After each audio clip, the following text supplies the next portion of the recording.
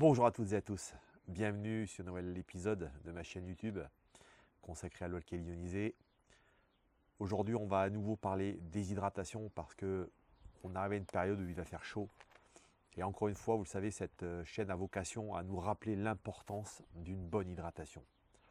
Alors je vous le rappelle, cette chaîne YouTube ne fait aucune navigation médicale. L'eau alcaline ionisée ne se substitue à aucun traitement médical, quel qu'il soit.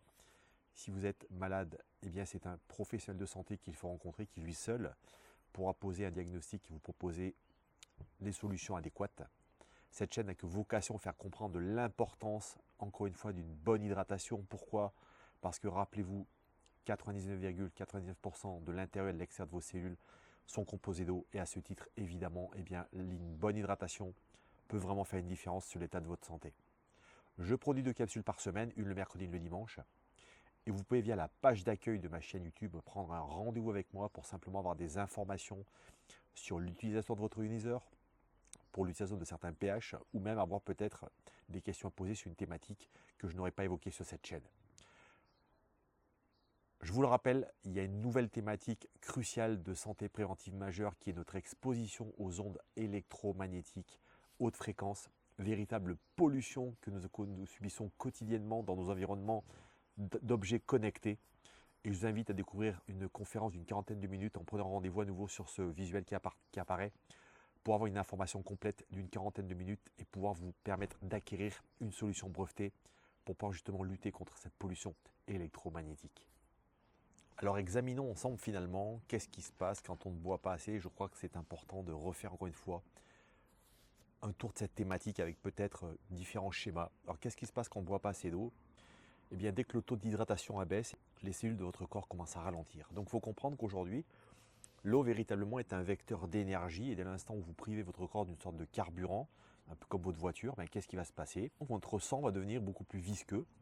Donc, effectivement, l'eau, vous le savez, par le truchement du plasma sanguin, eh bien, est enrichi en eau. Et donc, dès l'instant où notre taux d'hydratation n'est pas suffisant, eh bien, notre sang va devenir visqueux. Donc, vous voyez que c'est finalement une sorte de cascade qui va se mettre en place.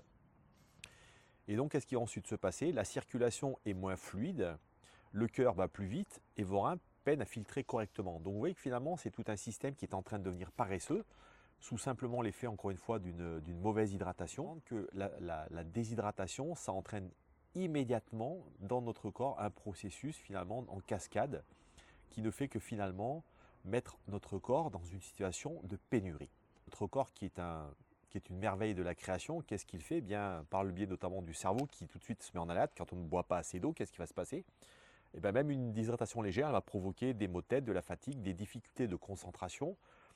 Donc tout de suite va finalement se mettre en branle des mécanismes qui vont simplement vous démontrer que cette fatigue, elle va altérer, vous voyez, notamment la santé ici de votre cerveau, puisque je vous rappelle que également notre cerveau baigne également dans de l'eau via notamment ici tout le liquide céphalorachidien. C'est la partie de notre cognition, donc le fait d'effectivement d'être en bonne santé sur le plan cérébral, eh bien, dépend étroitement de la qualité d'hydratation que vous allez proposer à votre corps. Il va déclencher par des mécanismes qui lui sont propres une hormone, et il va déclencher donc du cortisol, qui en fin de compte qui est l'hormone du stress. Et votre peau, elle devient plus terne, plus marquée, car elle n'est plus suffisamment irriguée. Donc encore une fois, vous voyez, graduellement va s'installer eh bien, toute cette problématique, vous voyez, qui part de vos cellules jusqu'à votre sang, votre cerveau.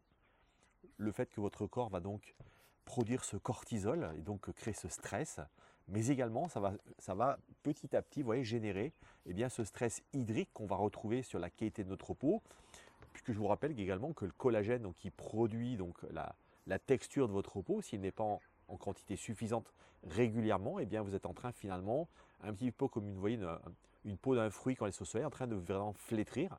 Et ça, c'est vraiment, il faut le comprendre, les désagréments, vous voyez, d'une déshydratation.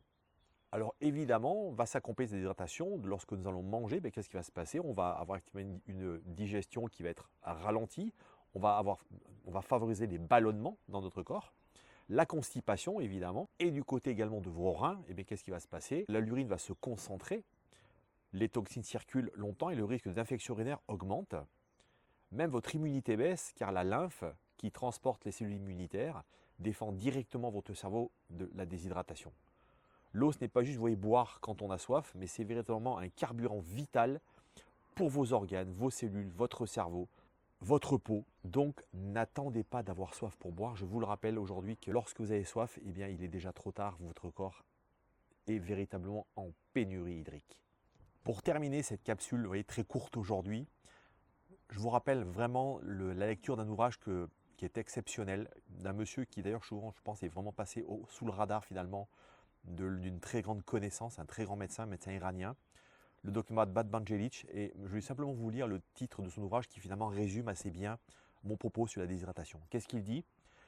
Son livre s'appelle « Vous n'êtes pas malade, vous avez soif ». Les nombreux appels de l'eau à votre corps. Donc vous voyez, il évoque vraiment l'idée qu'aujourd'hui votre corps a soif et donc il va appeler l'eau.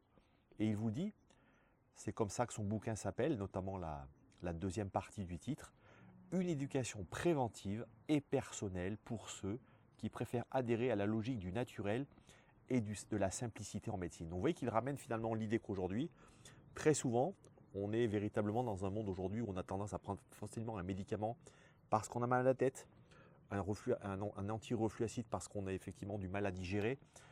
Ici, vous voyez, Batmangelic nous explique que très souvent, le simple fait de boire correctement, d'avoir une hydratation adaptée, en quantité suffisante, mais va simplement suffire, vous voyez, à complètement pouvoir éradiquer un grand nombre de symptômes de la déshydratation. Voilà, donc aujourd'hui, véritablement, je voulais absolument refaire cette mini-capsule pour vous rappeler l'importance de véritablement penser à boire régulièrement. Vous savez, c'est très facile aujourd'hui, je vous recommande de boire 30 centilitres par 10 kg, donc, et aussi de vous habituer à boire avec peut-être un verre tout au long de la journée, en petite quantité, en petite gorgée.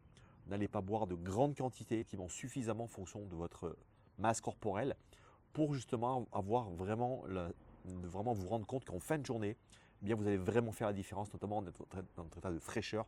Vous êtes beaucoup moins fatigué. Et ça, je peux vous dire, moi, je l'ai testé à de multiples reprises. Il m'arrive même parfois certains jours, parce que je ne fais pas attention, comme un grand nombre d'entre vous, eh bien, de ne pas boire suffisamment. Et je me rends compte qu'effectivement, fin de journée, je suis beaucoup plus fatigué. Donc, on voit tout de suite la corrélation assez simple de comprendre qu'une bonne hydratation, eh bien, c'est sous un bon état de niveau d'énergie. Alors, je vous le rappelle, l'eau alcaline ionisée, c'est 3 propriétés.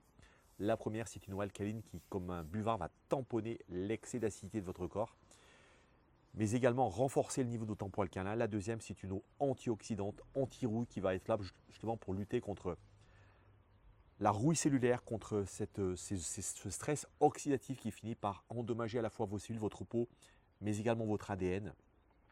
Et la dernière, c'est une eau microstructurée qui favorise une hydratation de meilleure qualité par une meilleure assimilation des nutriments, mais surtout par un meilleur nettoyage cellulaire. Je vous dis à très bientôt, prenez soin de vous.